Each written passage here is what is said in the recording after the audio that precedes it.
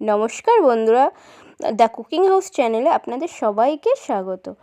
আমি আজকে নিয়ে এসেছি মটরশুঁটির নিমোনা। আপনারা হয়তো সবাই মটরশুঁটির অনেক কিছু খেয়েছেন। আমি মটরশুঁটিটাকে ফার্স্টে একটু হালকা সিদ্ধ করে নিয়েছি। তারপর রসুন দু কোয়া আর কাঁচা লঙ্কা, একটা টমেটো, মটরশুঁটিটা একসাথে পেস্ট করে নিয়েছি মিক্সিতে।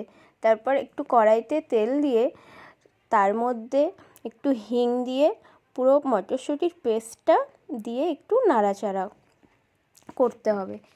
এরপর লবণ, জিরা গুঁড়া 1 চামচ, ধনিয়া গুঁড়া 1 চামচ, হলুদ পাউডার, লঙ্কা গুঁড়া সেটা নিজেদের ইচ্ছা মতো দিয়ে ভালো করে পেস্টটাকে নাড়িয়ে চাড়িয়ে একটু জল দিয়ে আবার কষিয়ে নিতে হবে।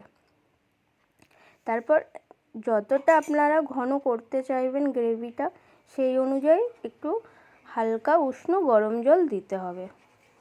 দিয়ে এটা যখন গ্রেভিটা আরেকটু ঘন হয়ে যাবে, একটু ঢাকা দিয়ে তারপর ধনিয়া পাতা আর গরম মশলা দিয়ে আবার ভালো করে মিক্সড করে নাড়িয়ে চাড়িয়ে নামিয়ে দিলেই রেডি মটরশুঁটির নিমোনা। আশা করছি আপনাদেরও ভালো লাগবে।